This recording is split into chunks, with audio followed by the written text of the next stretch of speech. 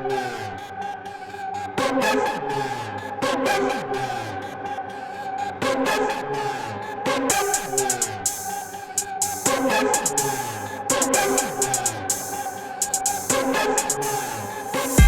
to the Daily Thunder podcast. I'm your host, Brandon Rabar, beat writer for dailythunder.com. And every week we will have guests ranging from national sports writers and local reporters to OKC celebrities and Thunder staff and players. Our featured guest this week is Daily Thunder contributing writer Dom. That's it, Dom. He's the one-name diva of the DT family, just like Prince or Cher, or for our younger, hipper listeners, like Lizzo. Every group has one. Also this week, we'll open up the Daily Thunder mailbag, which I'm sure is filled with trade deadline questions. Plus, we will celebrate Daily Thunder's anniversary with a special Thunder Trivia Showdown between Daily Thunder publisher John Napier and DT senior writer Olivia Panchal. Before we get to all that, though, we have with us contributing Daily Thunder writer Dom. So, Dom, let's talk some Thunder basketball.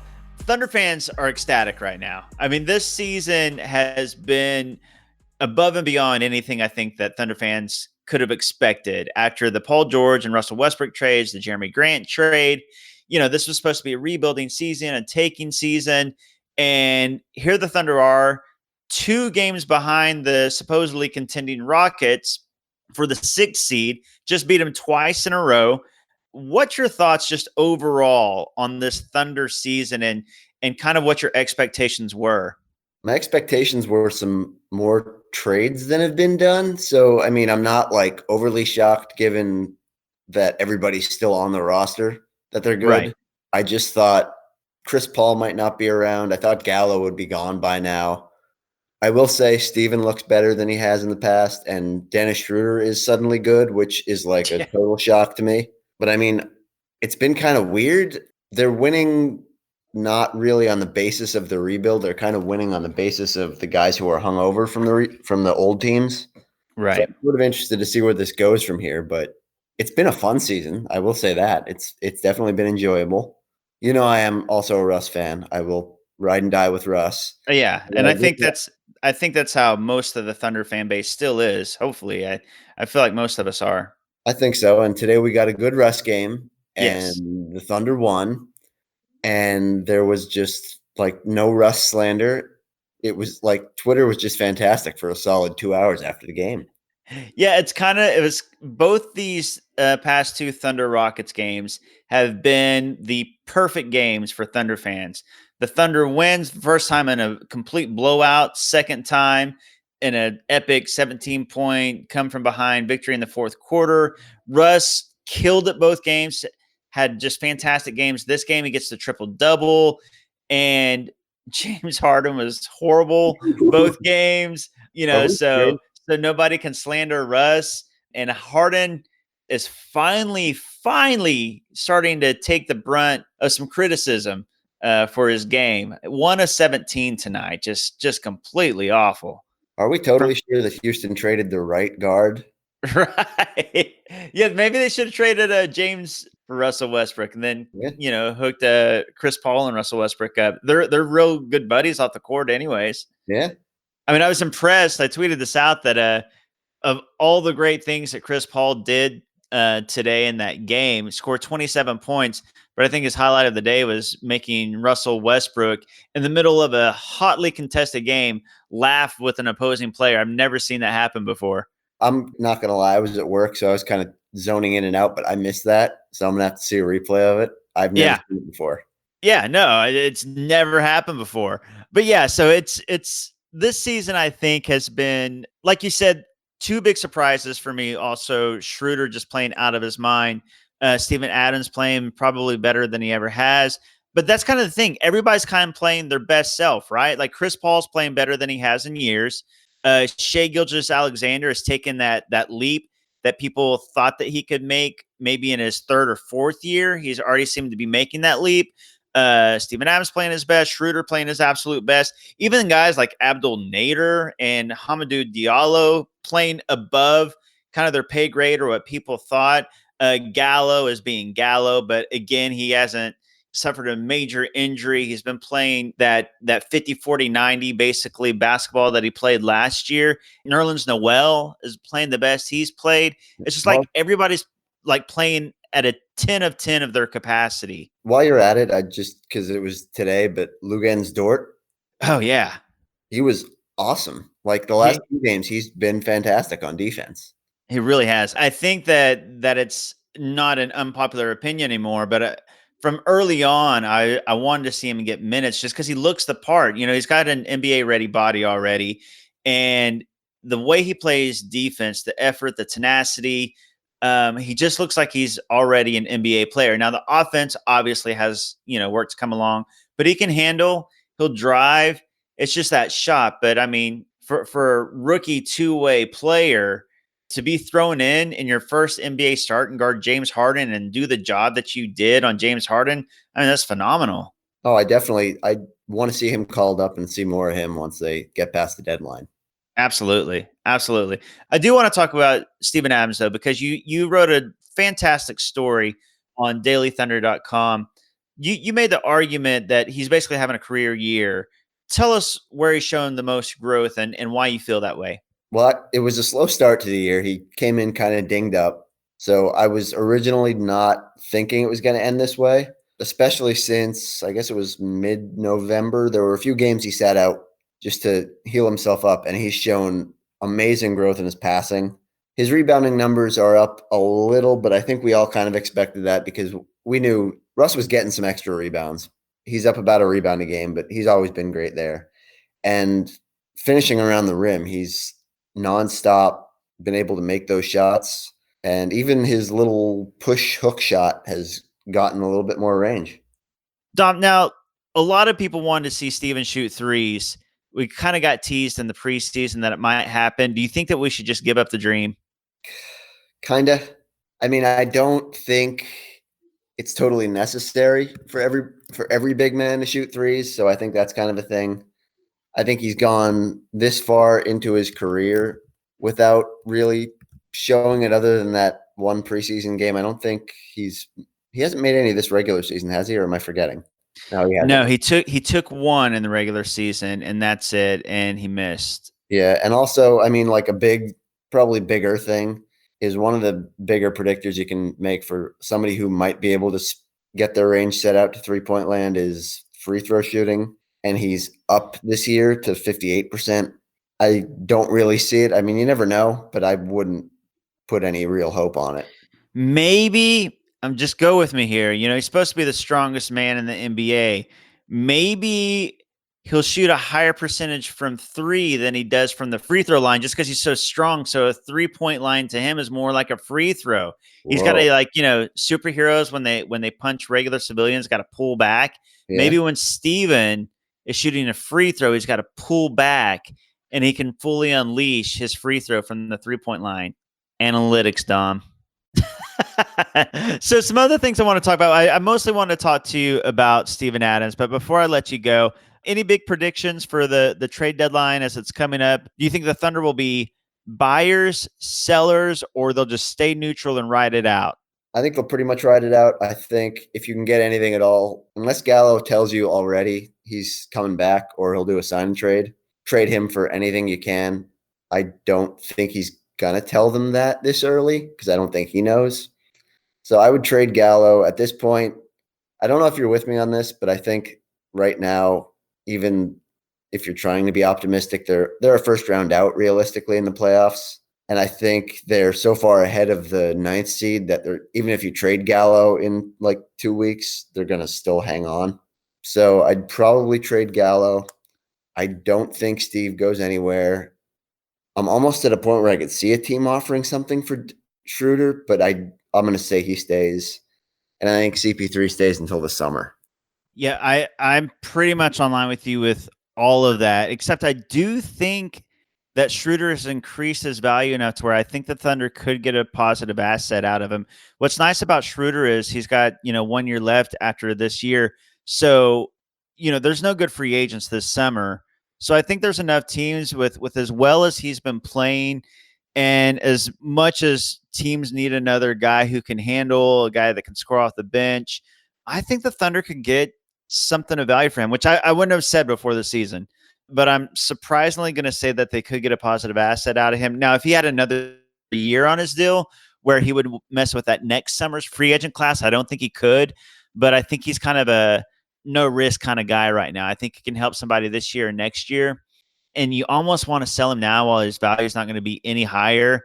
It's kind of like, I don't want to say this, but it's almost waiting for the bottom to fall out. Like we've seen him throughout his career, and he's a decent player and all that. He's always been a 6-man candidate, but he's never played with this kind of efficiency before. And so I don't think you're ever going to get more value than you would right now. Everybody else, I do think Chris Paul sticks around. Gallo's expiring. So like you said, probably not going to move up past the 7, not going to fall past the 8 where it's at right now, and probably a first round exit. So it just makes sense. But I will say I could see Presti saying, you know what? What's another late first round pick? Let's just kind of see what happens with this team. This team has been fun. Let's give it one last hurrah in the playoffs and see what the squad can do. Maybe you get Gallo to sign again, and then you can trade him next season. I don't know. He's got options, though. Oh, yeah, for sure. I think, and I'm kind of almost at that point with Schroeder. I still think he might just be an expirings kind of guy, but every time I think he's going to just stop playing well, he's kept playing well this year. So I don't know. I mean, I could see he'd be useful for a team. If the Lakers had a way of cobbling that salary together, he'd be like a perfect fit for their bench. Yeah, he would. I could see a team like that tossing in some sort of a small asset. And again, like if you can get a good asset out of Schroeder, it'd be hard to deny that. Even though, obviously the success of the Thunder this year has been based a lot upon the 3-guard lineup. And so you get rid of Schroeder, obviously that's going to hurt the Thunder moving forward. But hey, that also means more Dort, right? So that can't be a bad thing. I'm here for it. I'm here for it as well. We're all down to Dort. Dom, thank you so much for coming on the show. Everybody needs to go to dailythunder.com and check out Dom's Steven Adams piece. Just a fantastic job. And I look forward to every Thunder Philly game in Philly now, because I know that you'll be on the scene covering the games for us. I can't wait to go back already. Awesome, man. Thanks for being on the show, and thanks for what you're doing with Daily Thunder. Thanks for having me, Brandon.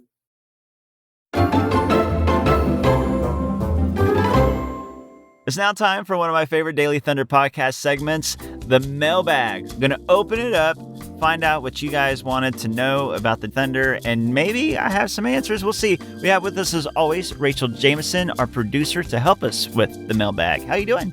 I'm doing so good, Brandon. Now, look into your Thunder crystal ball. Mm-hmm. What do you think that most of our questions in the mailbag this week pertain to? I mean, it's got to be trade deadline, right? I mean, the trade deadline has been the topic of conversation since July of this past summer. So I think with the deadline 2 weeks away, that's what people are going to want to talk about. I think you're right, Brandon. We got a lot of questions about the trade deadline. Let's start with Hunter Harjo, who asked, is it more likely for the Thunder to become buyers at the deadline or to stay put? And if they do become buyers, to what extent do they improve the roster? This already fantastic roster, Brandon. Yeah, so it's a strange thing. The Thunder are really close. They're 2 games out of the 6th spot right now, which is where the Thunder pretty much ended up the last couple of seasons when they were supposed to be a contender. So does Presti make a move to buy and to maybe see if he can upset some team in the first round and see if they can go on a run? Nobody knows the answer to that question, but I'll give you my best guess. Here's the way I would put it. If this Thunder roster right now is at like a 90 overall, I think he'll make some moves that may downgrade the roster just a little bit, but to improve the future of the Thunder. So maybe the roster becomes an 88. So where they're still competitive, could still beat a team possibly in a playoff series and make a little run, but still looking towards the future. How would they do that? Maybe you sell off the Denver Nuggets first round pick this year and get somebody that'll help. But at the same time, you sell off Gallinari because he's expiring and you get something back for the future. So you kind of buy and sell. If that can be an answer, I think they're going to do both. I think he's going to buy and sell, maybe improve the roster a little bit, but still looking towards the future.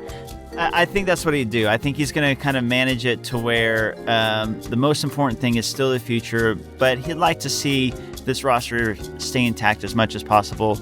But Gallinari and Schroeder are the top two guys that would be traded if so.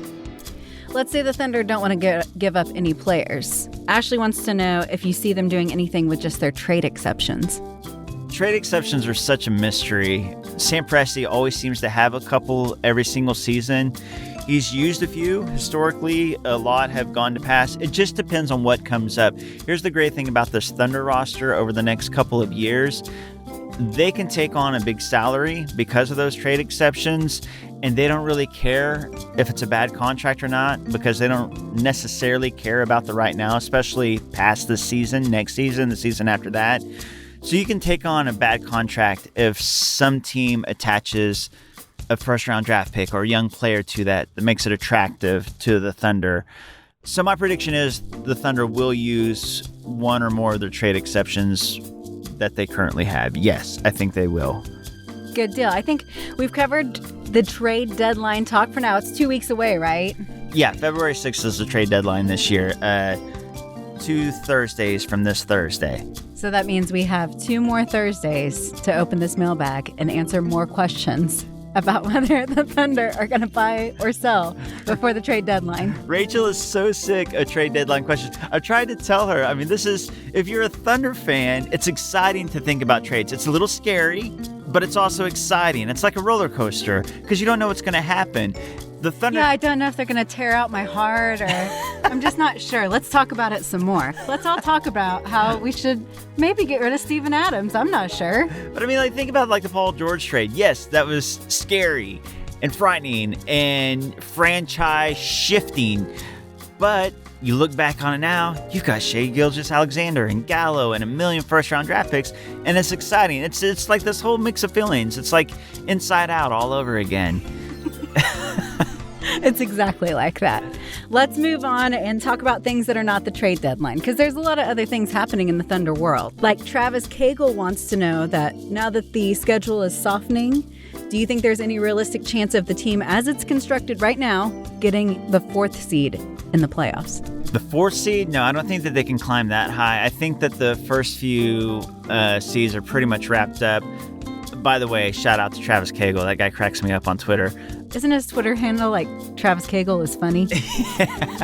Yeah, it makes me want to change my name to Brandon is a good writer because it just kind of puts that in your mind. I just automatically think Travis is funny. That's what I mean. If I put out there Brandon is a good writer, everybody's going to be like, oh man, that guy is a good writer. I need to follow him. I need to read his stuff. Until they read your stuff. Oh, Rachel is funny. I think the first few seeds are wrapped up right now between the Lakers, Clippers, Nuggets, and Jazz. Could they pass the Mavs? Possibly. I don't see it. Right now, I think the Thunder and Rockets are neck and neck. It's a 2-game lead that the Rockets have, but the Thunder, 7 of the next 8 games are against teams with losing records. The Rockets, 4 out of the next 6 are against teams with winning records. So the Thunder could pass them. They might go back and forth. Ultimately, the Thunder land at 6 or 7, I believe. Okay, wherever the Thunder land. Brent Brown is curious if you think they're going to win more playoff games this year than they did the previous 2 years, which isn't exactly a high bar, but might be too high for this season. What do you think? It's crazy to think that this rebuilding, supposedly tanking roster could win more games in the playoffs than a Thunder team the last couple of years that was supposed to be competing. But yeah, last year they got beat 4-1 by the Blazers. The year before that, 4-2 to the Jazz. My prediction is that the Thunder will play either the Clippers or the Nuggets in the first round and that they'll steal 2 games from either team that they play. I think that this team is feisty. They will not go down without a fight. And at Loud City, anything can happen with that Thunder crowd cheering them on. I see this team winning 2 games in the playoffs. 2 games does not equal a championship. Let me say this. I wouldn't be surprised to see them take either of those teams to a 7-game series. I wouldn't be completely shocked given how much this team fights. If they stay as they are, I could see a 7-game series. I really could. I agree with you on that. I think they'll be a lot more competitive than 2 games. I don't know if they'll make it out of the first round, but the way that they're playing currently, I would think that they win more than 2 games. 2 wins is no championship, though. And the Shadow's back, Brandon, with another question. The Shadow is back? The Shadow's back. Ooh. He wants to know, well, he's been hearing people say he or she, I don't know, the Shadow. That's very open for interpretation. But they're hearing that if we don't win a championship soon, that another city would take our team. What are your thoughts on that? Seems like such a shadowy question to ask, right? About team stealing. It's very spooky to think about. I don't think we have anything to worry about as far as the Thunder leaving to go to another city. I think that Thunder fans are still showing up in a season that's a rebuilding season. Yes, the team has given them a lot of reasons to show up. They've been far more exciting and entertaining and competitive than people thought they'd be. But even in the beginning of the season, you know, when the Thunder had a losing record and it was a Tuesday night against like the Kings or Wizards, fans were still in the seats. Were they at 100% capacity? No. But I think that the fans have shown that they're loyal to the name of the city on the jersey and not necessarily to the name on the back of the jersey. That was deep, Brandon. I just think that Thunder fans still completely adore this team, and they're going to fall more in love with Shai Gilgeous-Alexander. Don't worry. The Thunder's future, I think, is secure. There was that moment of fear when Russ was traded away, I think, that what could happen to the future of this team, but rest easy. The Thunder aren't going anywhere. And Presti we trust. He'll keep us relevant for years. Okay, so let's skip for our last few mailbag questions. Let's get over to coaching. Jewel Lyon says, we are good, but could we use a different coaching style to benefit our team? Jewel, good question. I haven't been the biggest supporter of Billy Donovan in the past. I mean, I think he's had his ups and downs, but I got to be honest, every single Thunder player this season is probably playing at their premium level they could be. Chris Paul is playing the best he has in years. Shai Gilgeous-Alexander has taken the leap that people thought might happen in seasons 3 or 4. Schroeder's playing better than ever before. Steven Adams, role players like Hamidou Diallo and Nader, Noel. Maybe Terrence Ferguson is the one guy who's kind of fell short of expectations, but even he has kind of been the same player that he's been in the past. The ball movement has been better. They've been beating teams they shouldn't beat. I just don't know if I could take any exception or change anything about the way that Billy Donovan has been coaching this team. The team is bought in. The players seem to really like him and like playing for him. So as of right now, I don't think I'd change a thing about what Billy Donovan's been doing. I agree with you. And like you said in a previous episode, if you're going to call for his head when things go wrong, I think he definitely deserves some praise when things are going well. Let's get to the last question, which actually you mentioned CP's play this year under Billy Donovan. The Thunder speaks for the sky. That's a name. All those words equal one name. Want to know, do you first think CP3 and now Russ were misused by Houston and D'Antoni, or is Billy just doing a better job coaching with point guards? I do think, honestly, that D'Antoni and Houston have been misusing Russ and misused CP3. When you look at the lineups and the on and off and all those things, I feel like Chris Paul probably should have had the ball in his hands a little more often last year. I think he should have had more control of the offense at times. It's kind of the James Harden show in Houston. He dribbles the ball for 20 seconds and then takes a step back three, or if somebody's open, he'll dish it at the last second. And then when he's off the court, Russ runs the show. Chris Paul ran the show when Harden was off the court. But I feel like when you have that talent that you should use your stars in tandem probably better than what Houston has done. Now, the caveat being, besides this year, the Rockets have had a lot of success, but that's because James Harden is a really special player. But I think what you're seeing now with how well Chris Paul is playing here, I think he could have been used better there. And I do have some issues with how they're using Russ right now. Provide him with shooters and let he and Harden share the ball more. And I think that narrative is becoming even more in the forefront now that we're seeing Russ perform pretty consistently well and see James Harden not performing as well. Yeah, exactly, because Russ has been on fire the past 15 games, and the Rockets have been kind of a dumpster fire lately because Harden has been off. their offense relies so much on James Harden making shots or getting to the free throw line that if he's off, the Rockets lose. And that just shouldn't be the case when Russell Westbrook is playing so well. You should be able to handle Harden going through a slump, but he just takes so many of the team's shots and everything is going through him so much, they can't survive a Harden slump. And that's coaching to me. I agree with that. Well, Brandon, that wraps up our mailbag for this week. How do you feel about it? If I were to give this mailbag a Twitter name, I might call it Mailbag is pretty good. Mailbag is solid. Mailbag is over. Mailbag is over.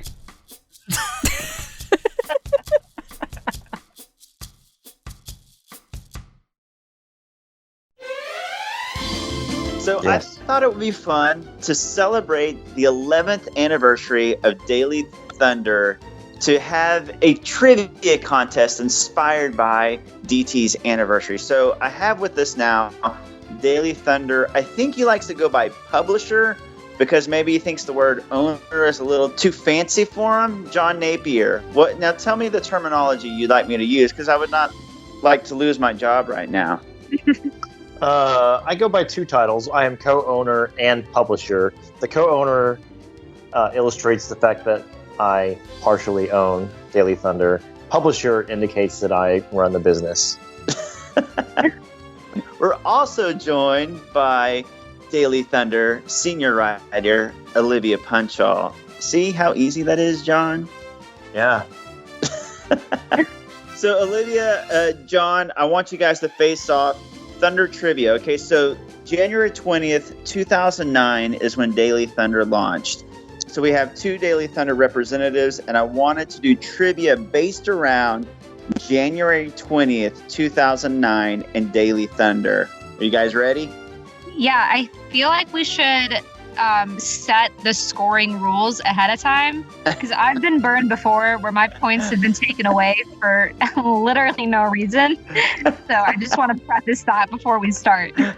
Okay, because this is a celebratory event and I want to do justice and honor to the legacy of Daily Thunder, Royce Young, I will be completely fair and just this one time in my scoring system. So if you get a question correct, you get 1 point. And if you don't, the opponent has the chance to steal the question and get 1 point. Okay? Sounds good. Okay. Let's jump in right now. Olivia, question number 1. Daily Thunder launched on January 20th, 2009. The Oklahoma City Thunder actually played that night. Who did they play? Was it the Lakers, Warriors, Celtics, or Nuggets?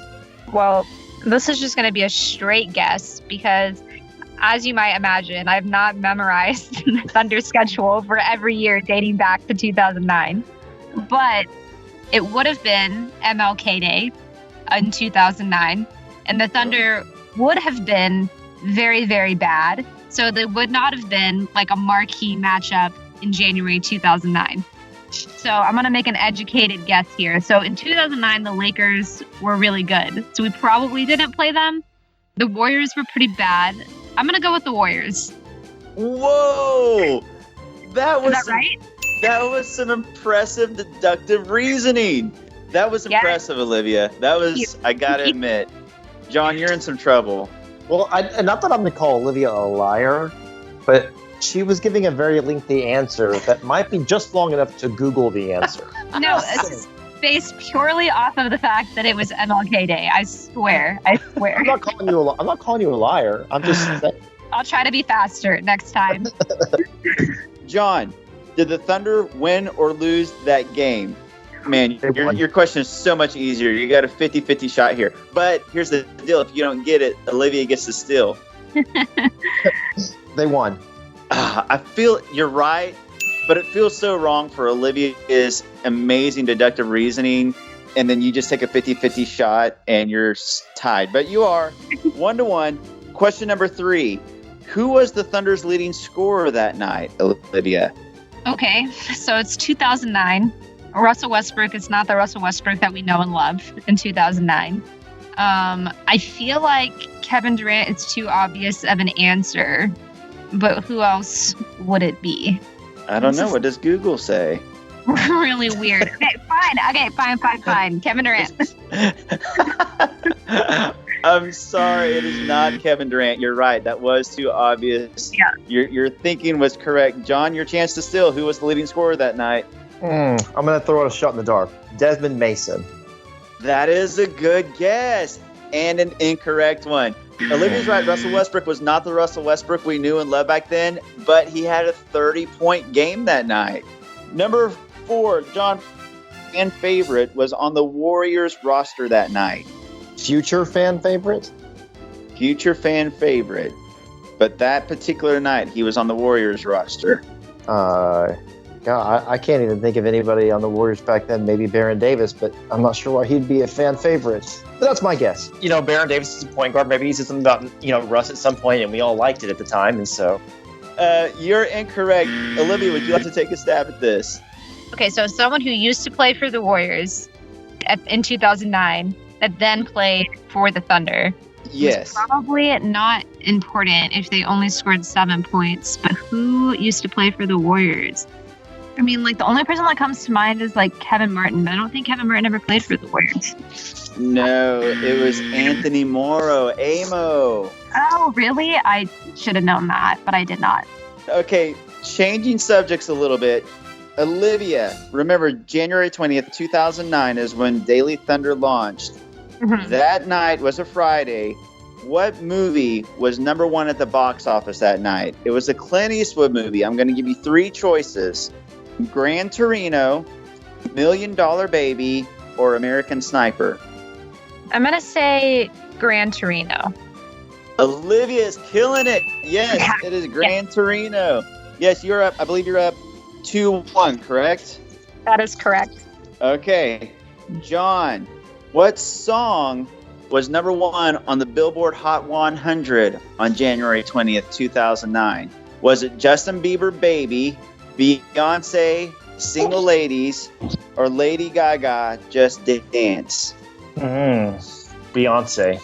I'm sorry. I kind of did this on purpose, and it's a total jerk move. You're incorrect, but I'm gonna let Olivia guess. I'm gonna go with what I know, and I'm gonna say Lady Gaga, Just Dance. Olivia's up 3-1. Yes. This is amazing.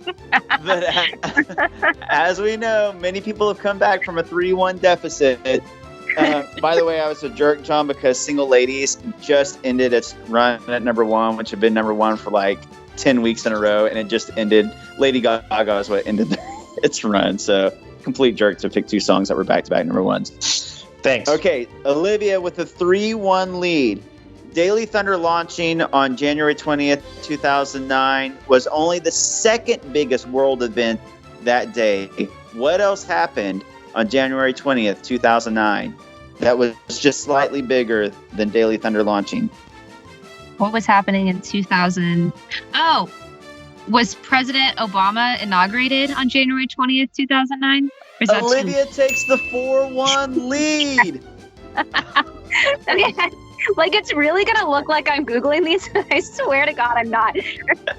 John, what team won the Super Bowl less than 2 weeks after Daily Thunder launched?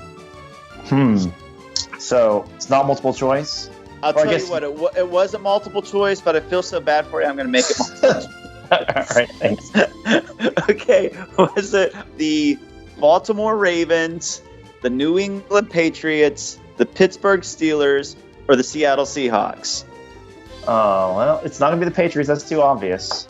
This is the thing about championships, by the way.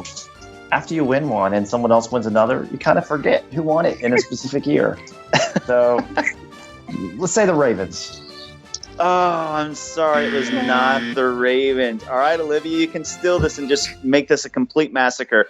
2009. Okay, I have no clue because I don't watch the NFL, but I do know that Pete Carroll, former head coach from USC, so I'm going to pick the Seahawks for some USC love. No, it was actually the Steelers. I'm sorry. Okay, Olivia, who won the NBA championship later on that year? No multiple choice. You're up way too far. You don't get any softballs. The Like Los John. Angeles Lakers. You are correct. Oh, That I man. do know. I do know who won championships. Olivia takes the infinity to 1 lead, but let's just finish this off and see if John can get another point just to be cute. John, what word did Royce use to begin the very first ever Daily Thunder post? Was it hello, hey, welcome, or sup? It was welcome. You're right. Yes. Hey. Wow. That's like 42-2. Congratulations, John. You made it close, but unfortunately, I do have one last one for Olivia just because I want to see if she can make it even more embarrassing. And just for closure, Olivia, what word did Royce use to end the very first ever Daily Thunder post? Was it okie dokie, cowabunga, awesomely, or Kevin Durant? I feel like you couldn't have come up with the term cowabunga just out of the blue. So I'm gonna pick that. I like the way you think, but you're incorrect. I'm a Turtles fan. I've always got cowabunga on the mind. John, would you like to take a stab here? Yeah, I'll say Kevin Durant. Ah, good guess. But no. I said in the beginning I wanted to do justice and honor the legacy of Daily Thunder. I'm not going to have our trivia contest end with Kevin Durant. It's actually awesomely. He said that we're going to continue to cover the Thunder games the way that we've been doing. Awesomely. And he was correct. And 11 years later, Daily Thunder has kind of rebirthed, and under the leadership of John and Cray, it is thriving once more. Should I say thriving? It's awesomely. Sure. It's doing awesomely. There we go. It's doing awesomely once more, and we're excited about it. John, Olivia, thank you so much for joining the Daily Thunder Anniversary Trivia. John, I'm sorry that was so embarrassing for you. Well, some of these questions were pop culture or not related to the Thunder or basketball. So See, they were about basketball. This is your first time on a Brandon trivia game. This is like No, my I've been fourth on time. this is like my third time, and I always find a way to lose, even if it's Brandon taking away points at the very end for no reason. Well, thank you guys for joining. John, since we have you on, we haven't had you on the podcast yet, anything you'd like to leave our listeners with as publisher and co-owner of Daily Thunder? Thanks for supporting Daily Thunder, and keep reading the website daily. Thank you for listening and for supporting Daily Thunder. If you leave us a review in Apple Podcast, you might hear it on the show. You can follow our guest Dom at BondDom34 and me, Brandon Rabar, as I cover the Thunder Beat. If you become a patron of the show, you'll receive early access to Daily Thunder content, including bonus podcast segments, along with the weekend edition, a rundown of the best stories, news, tweets, and shenanigans from the Thunder universe, complete with a letter from the editor written exclusively for our patrons. You can join today at patreon.com/Daily Thunder. This podcast is produced by Rachel Jameson. You can follow her at Race Jameson. If you do so, you'll double her followers count. Send your questions and feedback to dailythunder@gmail.com and stay on dailythunder.com every day to catch the latest Thunder news, recaps, analysis, interviews, and all kinds of nonsense. We'll see you next week.